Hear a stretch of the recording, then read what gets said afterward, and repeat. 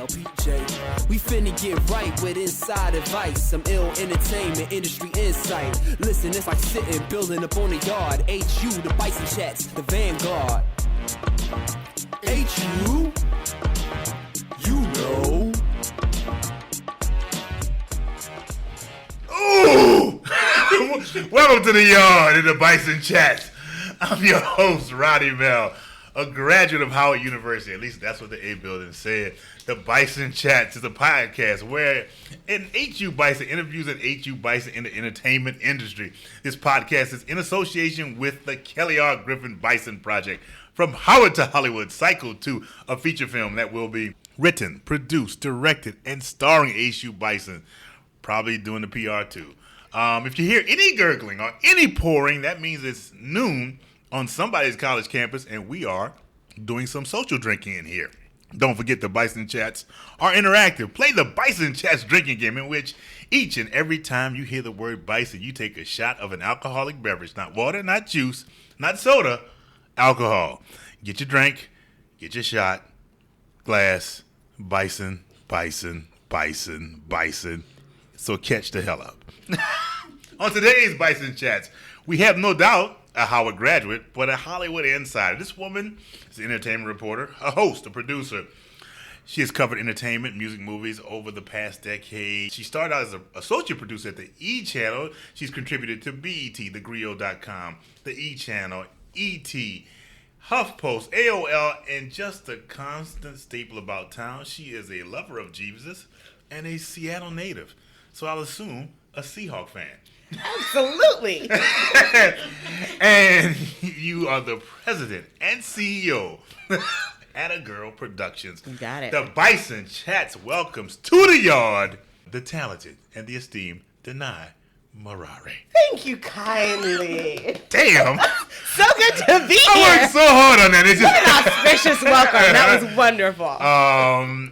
What's good with you, Danai? Oh my God, I'm so wonderful. Everything is lovely. Who are you interviewing sunny next? in LA. I mean, who am I interviewing next? Well, right now I'm working on a piece on racism and police brutality. Quite needed. And yes, and so right now I'm going after Snoop and the Game because they united a bunch of the gang members and marched down, and they marched down to police headquarters, and so I wanted to get a follow-up on that. And I slept on it, which I should not have, because a few days later, the Game united 100 different celebrities, including Jesse Williams, in a secret meeting. And if I had reached out, I could have been at that meeting taping. It was some secret meeting. Yeah, it was some secret meeting with 100 black celebrities, and they were talking about where do we go from here, and what do we do, and how do we make a difference. So. In my own way, just trying to make a difference on my own. I'm interviewing African-American men and asking them about their specific occurrences or interactions with police and with racism in their lives. And for me, that came out of several Facebook conversations, but one in particular with a girlfriend of mine who is white, who I went to high school with, who happens to be married to a cop who is white as well, but was formerly married to a black man, so is raising 2 black daughters from him and married to a cop, and she's in the midst of it. Ooh. But somehow was unable to understand how Black Lives Matter and could only see her fear as a wife of a cop. And so we've been having these amazing discussions on Facebook. There's so many nuances, though, and what I'm finding is it's really important to have the discussions. And the discussions are difficult if, 1, we're not going to be honest, and if 2, we're unwilling to come to the table and say, I might disagree with you, but I still love you, Yes. And we still need to be able to talk, because for me, for instance, I'm, in all honesty, rubbed the wrong way by the fact that she got really real when it had to do with her husband after the Dallas shootings of the policemen. And I'm just going to be honest about that. I feel some kind of way about that only because why wasn't it real with the other 2 young men? So I don't believe in comparing hurt. I believe everybody hurts, and everybody's hurt should be dealt with in an empathetic, compassionate manner. And so in all of my interactions with her, I'm dealing with her and her husband and her former husband with empathy and compassion. But I'm hearing things come out of her mouth like, well, you need to reserve judgment when it has to do with the cops. You need to reserve judgment when it has to do with what you saw on screen. But then immediately coming in and expressing, oh, wait, we just found out something about Philando. We just found out something about, and everything that they're finding out is character assassination, which makes it comfortable for her to feel okay with black men dying. And for me, I'm going to be honest in saying I feel like we're getting away from the discussion. We're getting away from the point. The point of Black Lives Matter is not that all lives don't matter. The point of Black Lives Matters is we are being gunned down in the streets over and over and over again, no matter what, even if it's criminality, which I would question.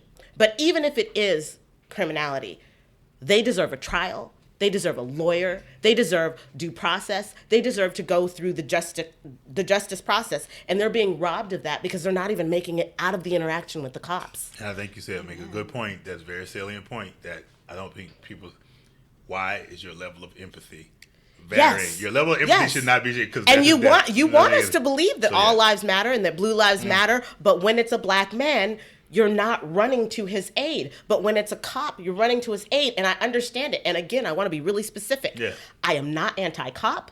Well, I am not anti-blue lives, but I am pro-black lives for the sole purpose of the situation has gotten so bad that all we could scream was we matter, which means we feel like we don't matter, which means can you please reassure us that we matter? And there are some very concrete ways that you can do that.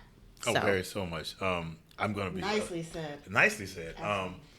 Before we get into the informative part, let's talk about your Howard days, the crazy days. Howard days. What got you to Howard? You lived in the Pacific Northwest. You could have been a duck. You could have been a beaver. You could have gone to Washington. What got you from the West Coast all the way to the place on Hilltop High? You know what's so funny? Because of the Oregon Ducks. The Oregon Ducks? Yeah. The Oregon State Beavers. Yes. You know what? And then he said a dog. I'm sorry. I know. To those who are not from the Northwest, I'm sure that could have sounded a little bit strange, but I got it. I understood the reference. Thank you, Danai.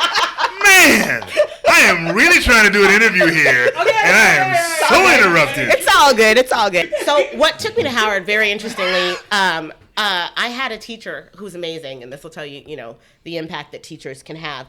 I had a teacher when I was in the 9th grade, a black male named Mr. Wright. And he Mr. and Wright? his wife, his name was, with a W. I know, right? This shit gets good now. Ben Wright. Yep, his name was Ben Wright. Mr. Wright. And he was my favorite teacher. He was everyone's favorite teacher. Bison. And he taught my least favorite subject, which was history at the time, and he made me love it. And as a result of that, and as a result of the way that he dealt with me and a lot of the other students, he became a mentor for me throughout the rest of my high school years. So I would always come back and spend time in his classroom. And I remember applying to a bunch of different schools, and he actually made the decision for me. I actually trusted him with that. I said, Mr. Wright, here are all the schools I got into. What do you think? And he was like, Howard is the most prestigious. You need to go there. And I was like, done. Gotta ask you, what other schools wanted you? Oh, my goodness. Do we have to do that? We like to just know who who lost out on you, Danai. Who lost out on you, Danai? I'm not going to do that. I'm not going to do that. It's okay. I'm just going to stick with Howard. No, and say who lost out on you, Danai? Everybody who didn't get me lost out on me. Oh. There you go. The entire other universal community lost out on me. But Howard got me. And so when I got there, I knew no one. And I'm very much like my mother. She taught me to be fearless. She taught me to do things that were good for me and that I could see in terms of like forwarding where I wanted to go and my vision for my life, whether they terrified me or not, whether I ever knew anybody who did that or not, whether anybody who looked like me was daring those things or not. Are you listening, audience? Be fearless. Yes, be fearless and be willing to go places where people will tell you don't belong. Don't allow anybody to tell you what you can and can't do. So the way that I got to Howard was basically through Seattle, through this teacher who meant the world to me, and through my mom, Mr. Wright, and my mom. That's so good. Yeah. You don't have to say what year you graduated, but was the Howard hotel? Was the Howard in a hotel or a bookstore when you were there? I think it was an inn. So I'm not sure. I think it was an inn though. Okay. Yeah, I'm pretty sure it was. But I loved the bookstore because I'm an avid reader, and I was there. But you know the Howard Hotel is now a bookstore. It's basically the bookstore now. The entire thing? Yeah, I mean, there's offices above, but okay. The bottom floor is basically the bookstore now. Yeah, yes, I do. I've been back and forth. In fact, the last time I went, I got a beautiful sweatshirt, which I've since lost. I'm so upset about. When'd you go? It's been a long time. I think it was like 7 years ago or something like that. So it was red, huh? Yeah. Yeah. I know. I know. That red thing. I know. What was your freshman dorm? Where did you stay? I was at Meridian. So you... I know, the Ebony Sex Palace. Yes. Yes, I did say I have not heard that term in so long. That's what they called it. I have not heard that term. That's what they called it. You know what was so funny about Meridian? First of all, I met my best friend in the whole wide world day one of Meridian. I was looking for a trash can. I found a friend. I went around the corner and I literally walked that is into a model room. for your ass. Yes. I was looking for a trash can and I found a friend. Wow. And she became my very best friend in the whole wide world. And we just bonded immediately, and our lives and our experiences were completely different. She was literally like Denise Huxtable from The Cosby Show. Straight up, seriously. Like, where's she from? She was from Philadelphia. Comes from a very successful family, a very loving, one of the most loving families I've ever known in my entire life. Those they are rich the most Philly loving. Kids. Shut up. Rich And so but they literally, our experiences at coming to Howard couldn't have been more different. I flew off by myself. Mm-hmm. My whole clan said goodbye to me in the airport, waved goodbye to me, and I said, okay, bye. Flew by myself, checked in by myself, all of that. Got there. She had an entire caravan of relatives moving her in, aunts, uncles, mom, cousin, dad, brothers, everything. They were transforming her room. I had to pick everything out on my own, you know what I mean? And my mom had said, do you want me to send your older brother with you? And I was like, no, I'm good. I had flown a few times and done things on my own, gone to a few dance camps on my own. I flew to Zimbabwe with my brothers when I was 7 years old. We went through London. You did? Yes. Jesus Christ. That's what I'm saying. I did a lot of stuff, as kind of my mom really encouraged us to explore. Exactly, right? And so I thought the interesting thing is I'm like, no, I can handle it. I'm good. And I was good until I got there and I saw everybody else and the families that were there for them just to get them set up. And then I wished that I had told her to bring, my older brother with me. At that moment, I felt like I wished I had him, but, you get what you get. It was too late. Not being in the quad, what was your freshman experience like? Was it different? It was, what was so wonderful for me was Meridian was the friendliest dorm in my experience. I had friends. It's the Ebony Sex Palace. I know, right? It can't help but be friendly, huh? But not just like oozing sexuality. Okay. But I mean, there was like an open door policy, which worked really well for me. And by that, what I mean is everyone left their doors open. So I would just wander into people's rooms and meet people and become friends immediately. And so you were immediately encroached in this sense of community, and everyone was on the same path and everybody was going for the same stuff. And so you could inspire each other. I learned how to use a computer from somebody whose room I literally wandered into, and he taught me how to use a computer because I didn't have one of my own. My mom couldn't afford me to send me with a computer. Mm-hmm. So I was using the labs all the time, but he taught me how to use all the programs on there. And I mean, it was a lot of stuff like that. Anyone from that to like the guy who had half a Costco in his room because he was running a store out of there. Yeah. That's kind of like Brandon. You know what though? I will say this. Moving forward, my children, I would give them a trade. I would tell them to do one of two things. Number one, you go to Costco and you keep everything in your room and you do run a store out of there because that will give you a little side hustle because everybody, the store in the dorms closes at midnight. Yeah. But people in the dorms stay open all night long. So there's your entrepreneur. The other thing I would tell them to do, learn how to do hair because Black people love their hair and they will get their hair done. If you are broke, if you are a college kid, you will still pay somebody $10, $25, $15 to get your hair done. And if you know how to do it, every Saturday you're going to have a line up the block. Liquor, so there you go. Hair, funerals. They always work. They do. I mean, I'm sorry. Liquor, hair, and funerals. People always die. People always want to get high. People always going to die. People want to get hair, and they always want to get high. It just happens. I will say with the liquor thing goes with the entertainment thing. In every single recession in American history, liquor and entertainment always go up. They even built the modern movie industry during the Great Depression. Thank you. People still went to the movies. They still, and there you go with when I'm from Louisiana. Yes. When the movies started moving to New Orleans, I said it's a great thing because there you go. guess what? It never goes out of business. There you go. So yeah, your major. Communications, So radio, you knew what TV, you wanted. film. You knew what you wanted to do. I knew what well, here's the thing. I come from a family of artists. So they're artists and they're musicians and they're teachers. Okay. And so on both sides. And so I knew I had to be creative and I knew I needed to be an artist. And I had come in with a professional career as a dancer and a musician, performing with my parents. They both had bands. Mm-hmm. And then while I was at Howard, my brothers formed a band. They had a hip hop group called Cave, Christ Anointed Verbal Evangelists. And while I was at Howard. So you had brothers that followed you to Howard? No, they didn't go to Howard. I wish they would have because they were brilliant. Every classroom discussion, I was constantly like, I wish they were here. They would so enjoy this, and they would literally rule the room. But both of my, I took 2 trips while I was at Howard. Both times I went on tour. One time was with my mother. We went all over Europe. And then with my brothers, they had a band. They had a hip-hop group. I went and sang backgrounds for them while I'm at Howard. Took, time off. And because of the way that I've been raised, performing since I was 5 years old, I needed something in my major to have something to do with art. So I went to the Fine Arts building and I found out if you're going to major in fine arts, you have to pick something. You can only dance. You can only sing. You can only do music. You cannot do all of them. So I chose communications because it was radio, TV, film, and I didn't have to pick. So I knew I could incorporate everything that I was in my major. Wow. Were you in a sorority? I was not. Was not. But I will say, I don't even know if I could say this. You probably can. Right? I was interested in being a Delta. Okay. I will leave it there. Okay, understood. Yes, they wave on and off the yard back. Yes, I understand. yes. They have problems. And Alpha Chapter. And they have issues. But I mean, no disrespect none whatsoever. I understand. Like a beautiful. I totally get it. That's what you wanted wanted. to do that. It Yes. may not have been available at that time. I didn't say that. Did you have Go ahead. Okay, Sorry, I didn't go say ahead. that either. I'm just putting it out there. Maybe it might not have been available. You mentioned some things that you did to get your hustle on. I want to know, when did Danai's Howard hustle kick in? When was that one night you were sitting there like, oh, you were like, I'm cold and hungry, and it's like, I'm gonna do something There were illegal. many of those. I'm gonna do something illegal. You know what's so that first time? I need to do that first time. Illegal. You know what? I was such a good girl. There's a boring. statute of limitations. You can tell us. No.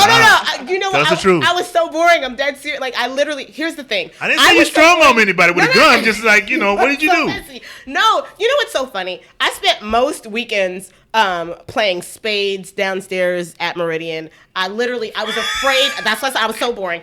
I was afraid. I only went to one party my first year, and I did it with Kia, who was my best friend, who I mentioned earlier. And the only reason why was because what happened was I got to Howard and I laid out, the land. I did a lay of the land, and it was so exciting and it was so invigorating. And I remember I used to call home all the time, like, "Oh my God, Mom, there's like every kind of black person here, like, not just like the black people, but every kind of black person." No, you don't, because my whole life I hate to even say this, but I'll just say it. People had called me like the different black girl or like the white black girl because I did stuff that black people were not doing. And black people would even be like, we don't do that. And I'd be like, well, I do it, so we do it. Unfortunately, when we don't understand that we are so varied and that we do all types of things, we attribute certain things to being white, and they're not. And so because I played tennis or because I skied or because I spoke a certain way or because I was separated from general population into like honors classes or into the Horizon program or whatever it was, there were a lot of black kids who thought I wanted to be white. I didn't want to be white. I wanted to be me, and I wanted to be better, and that's it. And for me, it was like an insult to think like white equals better. I'm like, no, we're better too. You know what I mean? So we need to start attributing those things to that. But in particular, what I meant by like when I got on the yard, my Howard experience, which was also the first time in my life that I really felt like I made sense. I love that about that place. Literally, it was because at Howard, you had the richest of the rich. You literally had third generation wealthy kids who came from millionaires, third generation. That we is don't amazing. hear that. Yes. Literally, I had a girlfriend whose grandmother desegregated the bar in New York. Do you know what I mean? Like, Wow. it was that, like, judges' kids, doctors' kids, kids who were raised in private school their entire life. And so their experience was entirely different than, I also had one of my best friends who was from the projects who's a doctor now. And so you literally had this road from poverty to the White House if you wanted it. And by the way, speaking of the White House, at that time, our professors were like, hey, you could get an internship at the White House. Why don't you apply? You know what I mean? And you did. Howard was the first place in my life that excellence was expected of me. You mentioned, why didn't I go to UW? I didn't go to UW because I saw 700 people to a class, and I knew at Howard it could be 30 to a class, and I knew something was going to be required of me. Something was going to be expected of me. I have to tell this story.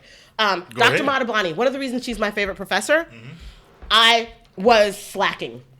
I had like a C. Like, I think I got 2 papers in a row where I got C's, right? And this was a woman who had taught me and who knew my capabilities. She knew my capacity. And so she calls me into her office and she's like, goes over my entire life story, like your mother, your father, your history, your grandparents, everything they sacrificed, them coming to America, them doing well, and then them sending you here and sending in their last $2 to make sure that you have an education. Did you ask him how the hell do you know all this? Because I had told her. Okay, all right. Which is my point in saying 700 people to a classroom at UW. Yeah. I have to book an appointment to ask a question to a TA.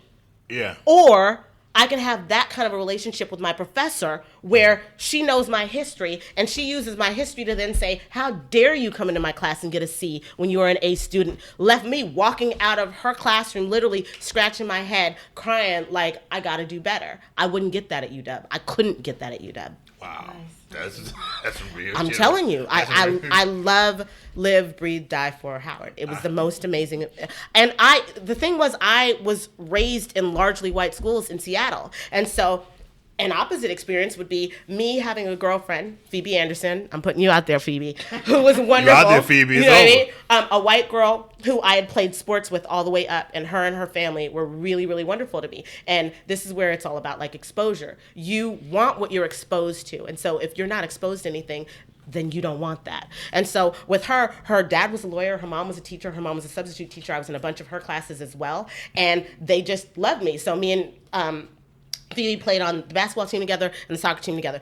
4 floors and a swimming pool in their house. Every single person had their own floor. She was the first friend I ever had with her own bathroom on Lake Washington on the water, right? So, and her brother, by the way, number one, both of them, boy and girl, in Washington State in tennis. Well, when you go to visit them and, you know, their mom picks you up and takes you across the water to private tennis lessons, and you see why they're doing so well, and you see what they're wanting. But then you also see things like their artwork framed on the walls. So what does that do to a child? What do you think about yourself? Yeah. How do you feel about yourself? What is your capacity? What are you capable of? I wanted what I saw. You know what I mean? A lot of people weren't exposed to that. And so I had very, very high expectations for what I wanted based on what I saw. And so Phoebe and I went to the same high school. We went to Franklin High School. And we came out of our guidance counselor's office at the same time and compared notes. Phoebe was given... She was given multiple schools to apply to. She was given, like, basically a roadmap to success. I wasn't. Wow. I wasn't. And out of that experience, because I didn't even know what a guidance counselor was. Mm-hmm. I'm a child, right? I'm a student. Yes. I don't know unless you tell me. So what I learned out of that experience was expectation. For Phoebe, there was an expectation of excellence. For me, what I learned was the expectation was you're going to drop out. You'll probably be a single mom. You're going to be on welfare. You're not going to do much. And so we're not going to even tell you what's out there for you because we just don't expect much of you. We don't expect much of you. And what I will say about Howard was 1,000% the opposite. Dr. Madabani expected the world of me.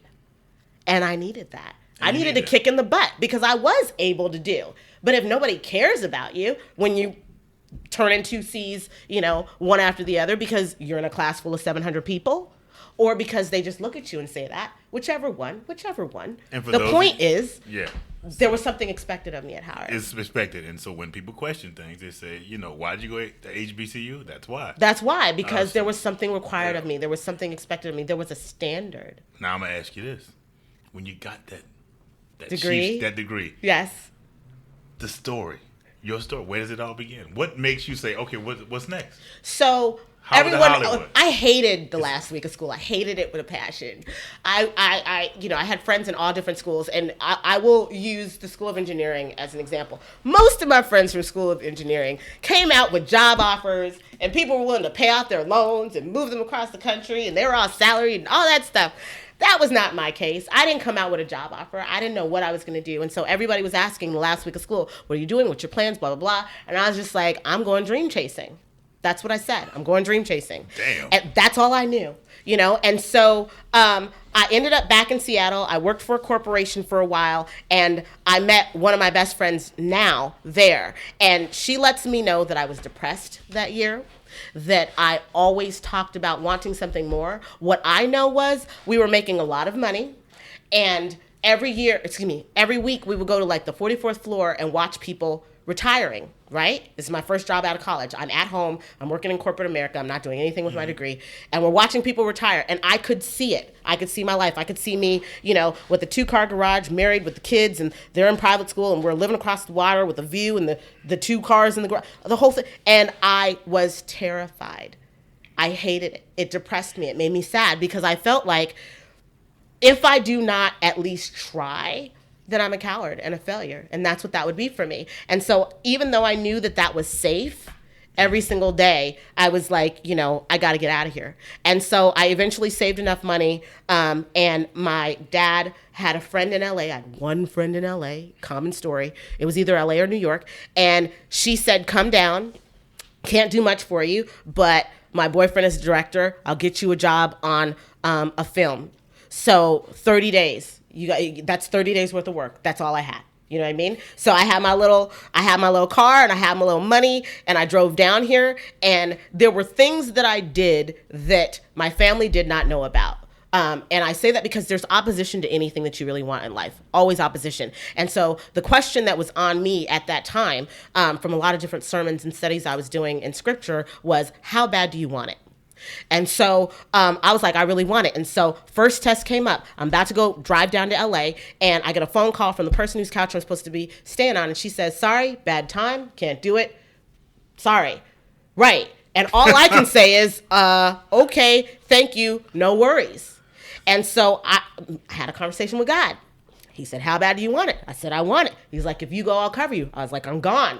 So now I'm driving down here, and I don't have a place to stay, but I have a job, and I have a car. I had a new car, and I have, my money. And so I'm like, forget it. So I start driving. I remember I got down to about Oregon. I met these 2 girls in a Jetta, and we made friends at the gas station. You hadn't got to LA yet. I had not gotten to LA yet. You still went on, even though you knew that. I did not have a place to stay. I had a job, I had some money, and I had a car. I thought you had gotten here and found that out. No. You still went on. I said I want it. She believed. Everything is not going to be handed to you. It's not going to be easy. And I will say, Howard prepared me for that too. Hello, lines. Hello, can't get validated. Hello, locked out the dorms. Hello, there was a whole lot of, yes. There was a lot of stuff. Locked out the dorms. Locked out the dorms. Ain't got no money. Ain't got no money. I had never. What I will say, because I don't want to. Wait. Locked out Let's the do it. dorm. I'm going there. Who gets locked out the dorm? You ain't got no money. Wow. Yes, if you couldn't get validated and you didn't have the money, and the money is supposed to be coming, and then a scholarship falls out or whatever falls out, the point is, what I will say is, I did not have the money to complete an education at Howard, but I completed an education at Howard. Damn. Bison. Yes. We all Ups and downs and all of that. Right? There you go. Everybody take a shot. Shoot Danai. That Monica's over there like, I am glad I go to St. Obstacles all day long. Nothing was given to me. Overcoming obstacles all day long. Overcoming obstacles all day long. All day long. Because I had, a picture in mind where there's no vision, the people perish. I had a vision. So I get down here, I followed a couple girls, made friends on the way. God made a way. Get down here. I remember I went to, this is a true story. I can't believe I'm saying this, but I'm going to tell you. I went to the Bally's in Hollywood. It used to be Bally's, now it's LA Fitness. Went there, took a shower, found a spot right off of Sunset Boulevard, where it was well lit. There were lots of apartment buildings, etc. And took my my blanket out the back and went to sleep in my car. Found out where the whatchamacallit was, where the set visit was, or where the set was, because it was the very next day. Woke up, drove out there, right? For the first week, I would do that. That's exactly what I did. I would go drive out to set, work on set, 14-hour day, come back, sleep on Hollywood Boulevard until a friend of mine from Howard found out what I was doing. What were you working on? What was the thing you were working on? It was called Holly Boy, and it was starring Lindsay Wagner, the old bionic woman, and I got a great relationship with her. She was so sweet to me. But yes, worked on this film, and I would go sleep. I would go to sleep in my car every night, and so I did that for like 5 nights in a row until a friend of mine found out what I was doing, a Howard graduate, because I dare not tell my family, but I told my best friend. She held me down and she would pray for me. And then my best friend, who was a guy at the time, he was like, "Do you have money?" I said, "I have money, don't worry." He was like, "Are you okay? Are you safe?" I was like, "Yes." And he was like, "Somebody could snatch you up. You're tiny. I'm 4'11", y'all." And so he was like, "Somebody could snatch you up. This is not okay."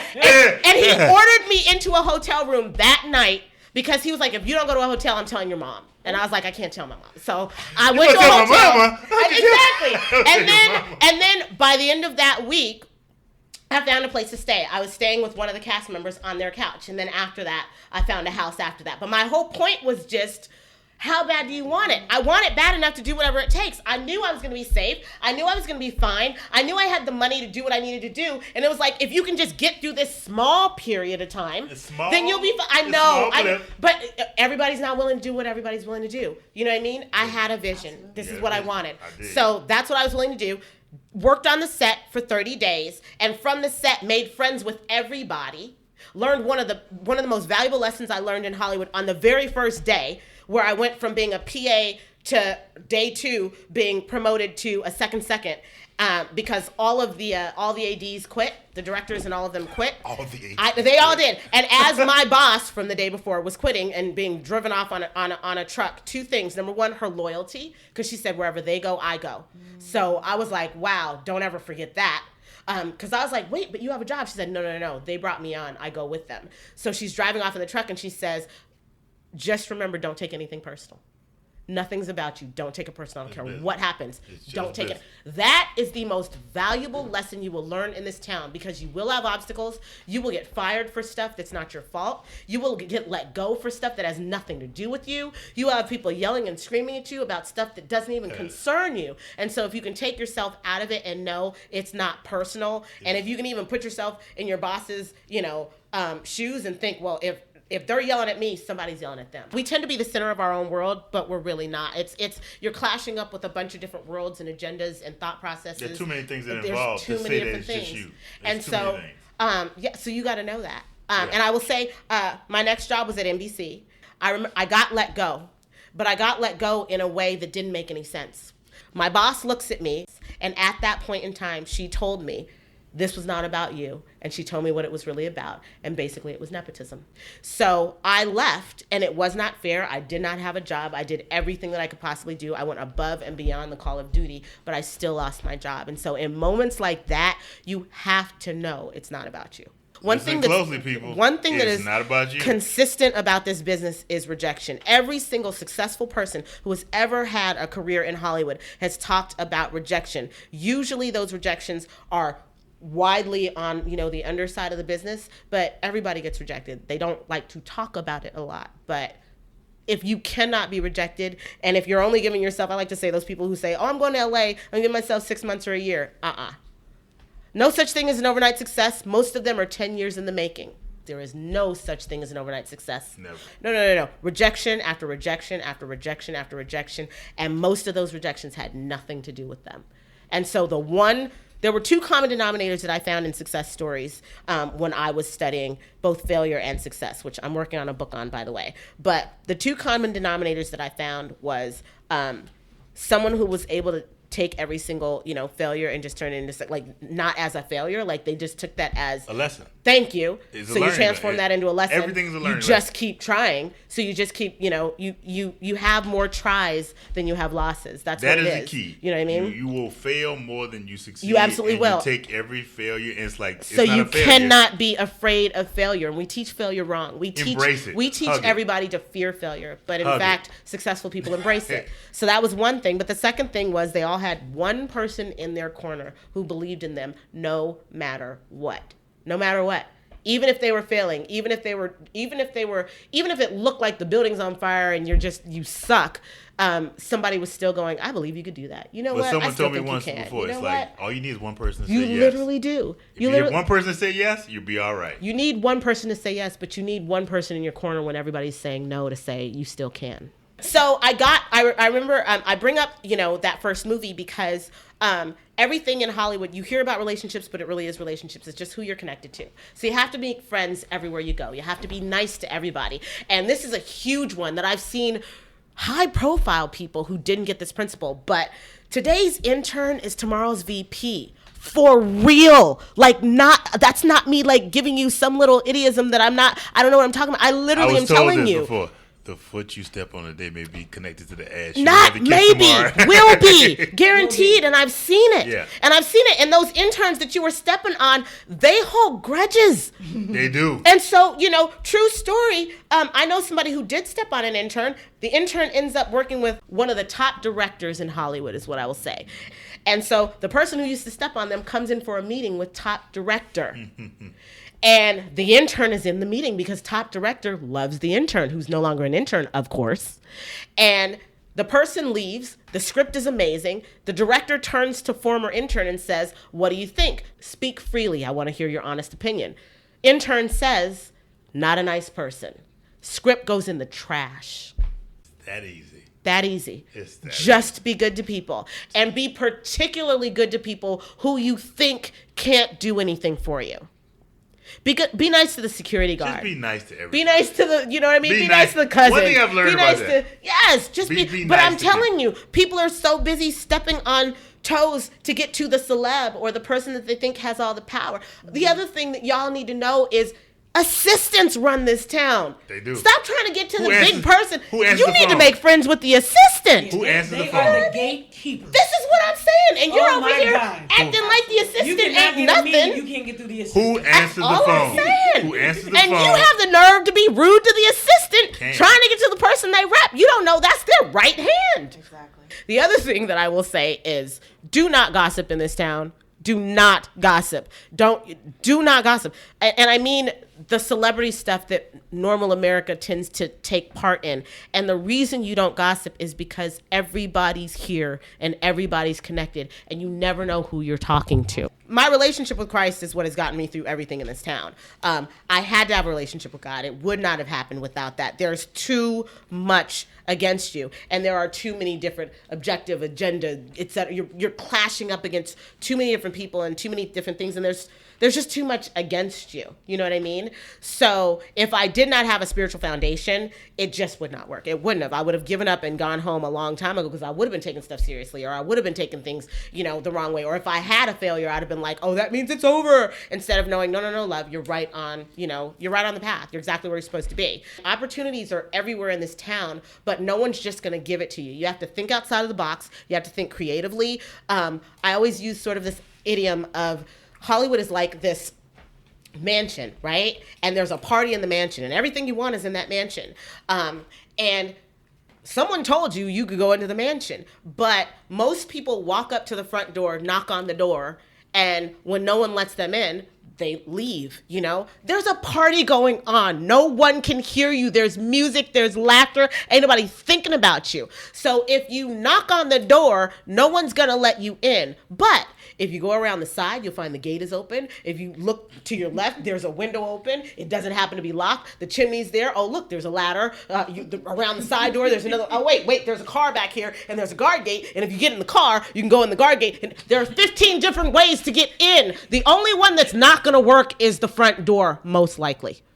The only one that's not going to work is the front door. But Hollywood is like, it's impossible and it's entirely possible at the same time. But whatever everybody else is doing is probably not the thing you should do. You should probably try to figure something out that nobody else is even thinking about Because and the take rules that are broken road. every day. Every single Every day. day. Wow.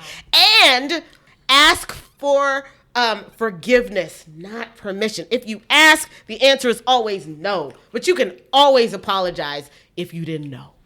I think Brandon said that.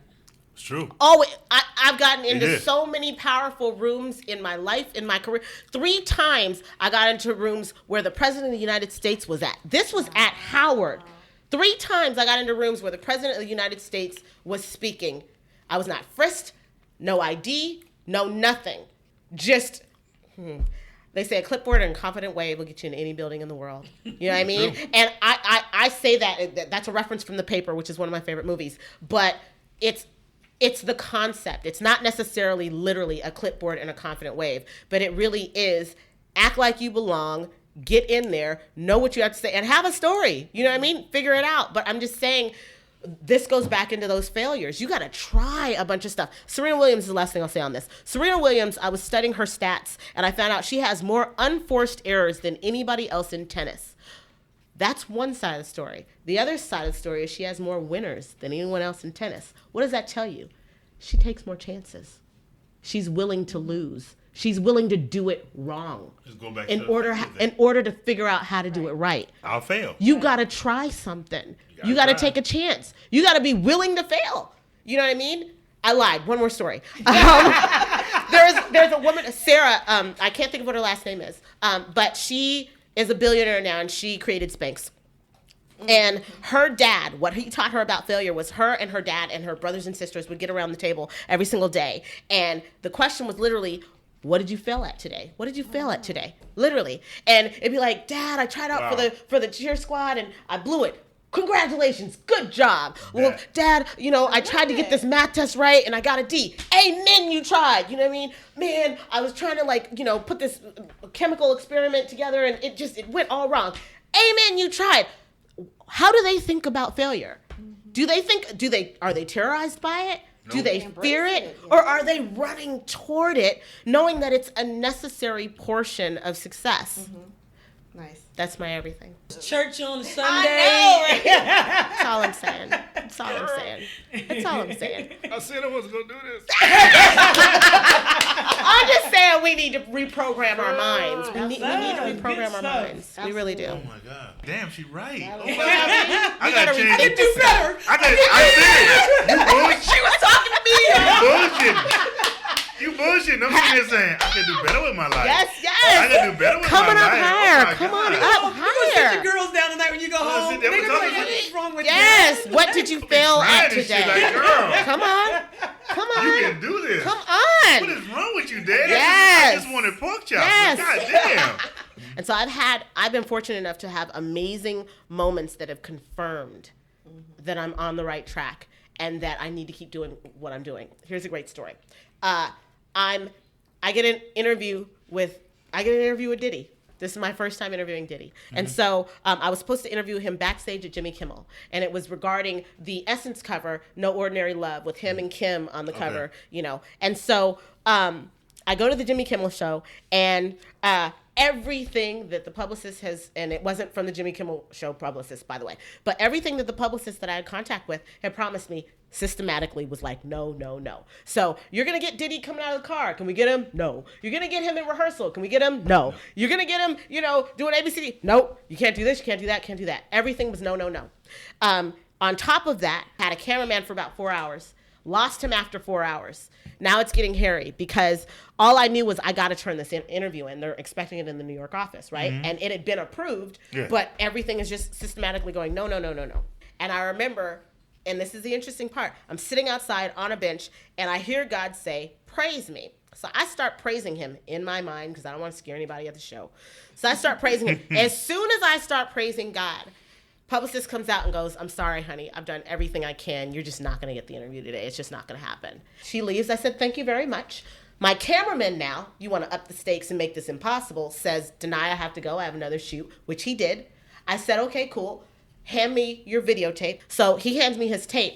I'm sitting in the Jimmy Kimmel backstage area waiting on an interview that I've been confirmed is not going to happen with a tape and no camera in my hand. That's all I have. Do I quit? No. I wait for an hour on that bench. You wait in the environment and you look for an opportunity. Next thing I know, little white boy goes running through me with a little DV camera in his hand. And hey! Scared the mess out of him.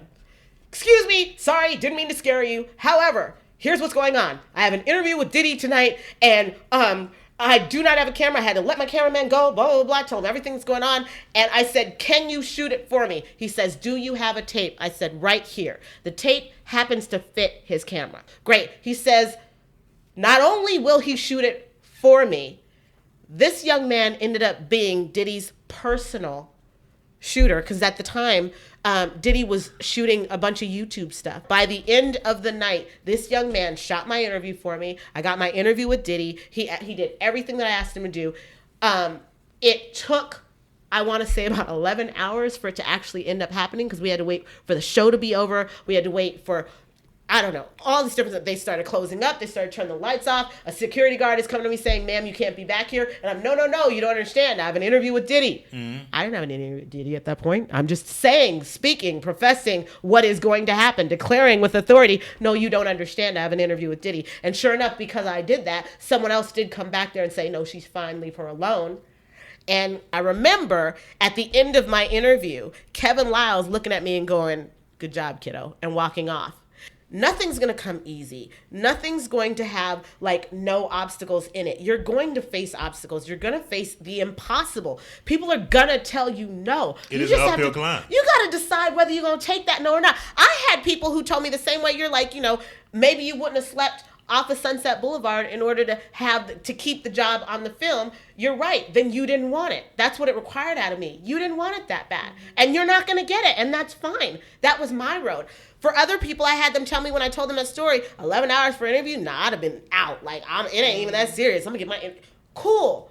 You didn't have anything to prove. You didn't get your interview. What I can say is I got what I needed, and I did it because I was willing to do what nobody else was willing to do.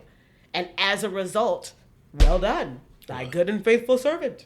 So, and the truth is you do have to pay dues. I think that a lot of people come here thinking that they don't have to pay dues, or with that attitude of, I'm not willing to do whatever it takes. This is too much. Well, it don't take all that. Bye. Danai, can you tell us a little bit more of a day in the life of what you do in your profession, Sure. junkets and premieres and stuff? Sure. So a lot of what I do is I book my own interviews. So I'm constantly on the phone with publicists, agents, managers, depending, but mostly publicists. I have really good relationships with publicists. And so I get a lot of, because of where I am now, mostly I don't have to go looking for stuff. I tend to just open up my emails and I'm fielding invites for things, and then I'm confirming things, be it a red carpet or a junket, or it might be a one-on-one interview with something. And that's why it's really good to cultivate relationships with publicists, because they know what's going on and they'll constantly invite you out. And if you take care of them, they'll take care of you. So I will book, say, I don't know, a junket, and then you go to the movie theater, wherever the studio has it. There are lots of screening rooms around town, or or they'll have a screening at a movie theater. You watch the movie with a ton of other press, and then on usually a Friday, Saturday, or Sunday, there's a junket. And so what a junket is you go to a hotel, usually a 5-star hotel. They're normally at the Four Seasons here, but they tend to be, at different hotels around town. But you go to the junket, and what happens is you check in, you go to a floor. The studio tends to have the whole floor reserved, and you go and you interview talent from the film. So whoever the stars are, whoever the major players are in the film, you go in, and from room to room, you do sit-down interviews with those people. And that's what you'll see a lot of on my reel. You'll see either one-on-one sit-downs with stars, and those happened at junkets, or you'll see a lot of either premieres, or you'll see, award shows, etc. And it just depends. Like with junkets, the great part about junkets is that your interviews are guaranteed, so you're going to sit down with somebody and you're going to know that you're going to have 4 to 5 minutes, unless you have a double slot in which you have 8 minutes to talk with somebody, versus a premiere where you're wrangling talent because it's a red carpet. So your interviews are not guaranteed. You might get talent, you might not, but you're kind of fighting to get what you get. But it's a very fun environment. It's a really great job. It's something that you have to respect. I will say that one of the ways that the blogosphere has changed things is you really have to have a good relationship with talent and with your publicists, because people are so irresponsible with their words. The internet has made people very mean. And so talent is more suspicious of who they're sitting down with. So if you are a new journalist and you are, you want to be a journalist, you want to be a reporter, you want to be a producer, but you want to be covering the stars, you really need to be impeccable with your word. As we said earlier, you need to, you got to make some hard decisions, because there's a dance to this thing, to relationships with talent. I have very, very, very good relationships with talent. There are so many, I will not name them, but there are a lot of A-listers in this town who, when they see my face, they will always stop for me, even when their reps say no. And this happens all day long. It just happened. And the reason why they will always stop for me, and the things that they have told me off camera and off the scene, is because I don't ask the exploitative question. I'm not just going for that gotcha moment. I'm not just going for the gossipy moment. And I want to be really clear in saying, if there's a huge scandal that's going on, it's not that you can't approach something that everybody's talking about. But it is, you need to approach it respectfully. You need to understand that these are people. You need to understand that they have an image that they want to portray as well. And that you cannot just look at celebs as whatever. They deal with this all day long, so they should be used to it. If you disrespect them, then you are also messing with your access for all future interviews. Do you have a favorite interview? I know it's maybe a little shallow. I just want to ask. Oprah Winfrey. The first time I interviewed her was the Great Debaters Carpet. And you get a car. And you get a car. And you get a car. And you get a car. And the thing that stood out about her, there were several things that stood out. One was, we're on the carpet. Remember what I said about carpets? They're not guaranteed interviews, because people are walking by, and so they can say yes or no. What tends to happen is the stars get there within the last 30 minutes. So if we're on the press for carpet for 2 hours, they're going to get there 30 minutes before the film. They're going to do the top 5 outlets: Entertainment Tonight, The Insider, OK TV, Access Hollywood, etc. Whatever it is. They'll do the top 5 platforms. Those are the guaranteed interviews. And then the rest of the outlets have to share whatever, right? So you're just fighting for whatever you're going to get. And so on the day in question, the publicist let us know, because she was running late, she's probably not going to get to the end of the line. She's probably not going to do everybody. Now, I'm smack dab in the middle. There's probably 60 outlets on this carpet, right? And so they're preparing you ahead of time not to be disappointed. She's probably not going to do all the interviews. So Oprah gets on the carpet. They've already prepared us for it. Then they start saying, well, maybe you'll get something. Well, what we'll do is we'll start grouping and bunching, and that's where you get 4 and 5 mic flags in the same shot, right? Yes. But we'll each get a bite, right? So I have never seen this in my life. The publicist literally starts grabbing mics, like, give me your mics, point your cameras over here. And she's got 20 mics in her hand, because it's just Oprah's not going to do it. She's going to go halfway in, and you're going to miss her. So we're all doing that. The absolute opposite happens. Oprah gets on the carpet. She does all of the outlets, and then she starts the top 5, and then she starts making her way down the carpet. Not only did she make her way down the carpet, she's giving everyone 6 questions. 6. 6, that's a lot. That's a whole lot.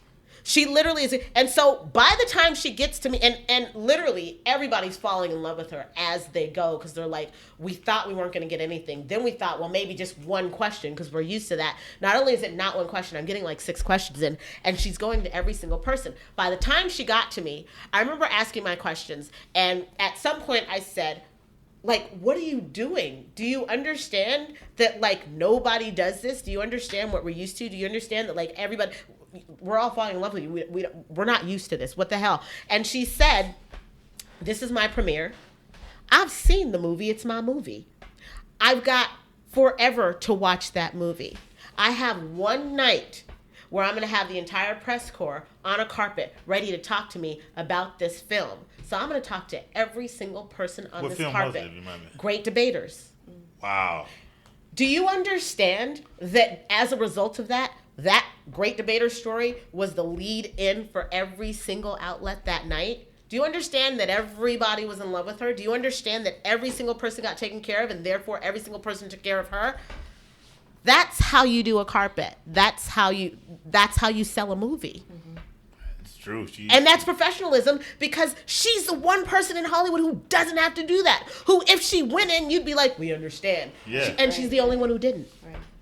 Wow. That's why she is who she is. Woo, this has been good. Hanging with Danai Maraire. Danai Maraire. Damn. We got Don't forget me. I ain't gonna forget you, girl. We got this little thing called Running with the Bison. Mm-hmm. Before we wrap up, just fun. We ask some questions. They have nothing to do with entertainment. Just things to ask you. And to answer yes. Fire around. Say I do deny. And for no, say I don't deny. Okay. I don't deny should be yes, and I do deny should be no. Yeah. Go for it. All right. We're going to try Let's this. run these questions by you. Skydiving. I don't deny. So that's a yes. Going on a blind date. I don't deny. That's a yes. Are we saying what I will do or what I have done? What you have done. Okay, what I have done. Okay, I don't deny. Yes. Flown in a helicopter. I don't deny. Yes. A military helicopter in Germany. Wow. Skinny dipping. I do deny. I have not done that. Although I would do it. Had to pay a fine in the past 6 months. Had to pay a fine ticket. I just got a ticket last week, so I haven't paid it yet. But so I don't deny. Yes. Owned your dream car. I am driving what was my dream car at the time, right now. So yes, I don't deny a convertible Beetle. All right. Yes, I know, a Seattle girl. Yes. Body piercings. I do deny. I have none. Tattoos. I do deny. I have none. And to wrap it up, ladyscaping. Ladyscaping? What does that mean? Brazilian wax, bikini wax. Oh! Yes, I have. I did it last year for the first time.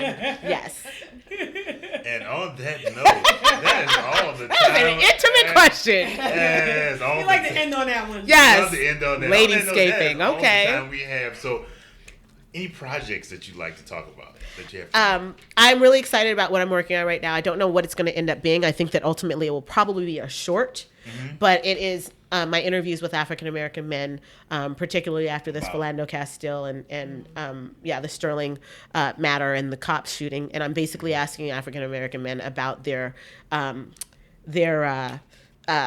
instances of racism and about their interactions with cops. Okay, and how can we contact you? Oh, that's easier. Twitter, I'm at Attagirl ENT, ATTAGIRLENT. Instagram, same thing. I'm also on Facebook as Danai Maraire. All right. Yes. And you have a book? I am working on several. I have a book right now on failure that kind of deals with some of the things that we discussed today, and my looks on exactly hugging and embracing, and that it's basically mandatory, and that there is no such thing as an overnight success. I'm also working on a book on who you are in Christ, and that has to do with identity, because I find that a lot of people who are drawn to this town, if you don't know who you are, this town is going to tell you, and it's going to lie to you. So you have to have a foundation that's built on a rock, and the only solid rock I know is Christ. And so that's the rock that I build my foundation for who I am and where my worth and my value comes from. And so I want to share that with others. Could you give us your best HU call? HU Bison? That's different. Flipped it. Oh my God, Danai, I cannot thank you enough. It's been quite enjoyable talking I've to had you. such a wonderful afternoon speaking with you guys. Yes. What else? I was just gonna say I have 3 YouTube channels. So if you go to YouTube, Damn, you have 3? Yeah, You Attagirl good. TV and Attagirl 1814, Attagirl 12. Check them out, and you'll find a ton of my interviews with stars and a lot of my content in terms of entertainment content that I do. You can watch everything. Please support. Please log on. Please subscribe, and definitely leave me comments. I actually respond to them, and I take everything with a grain of salt. Nothing personal. Ooh, I heard that. Again, please look for the Bison Chats on iTunes, and feel free to post your comments, questions, epithets on Twitter at KRG Bison Project using the hashtag Bison Chats.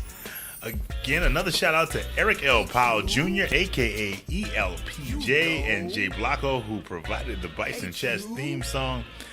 Chris Fry, our amazing social media coordinator, Monique Drummond, straight out of Philly, our Bison Chats intern.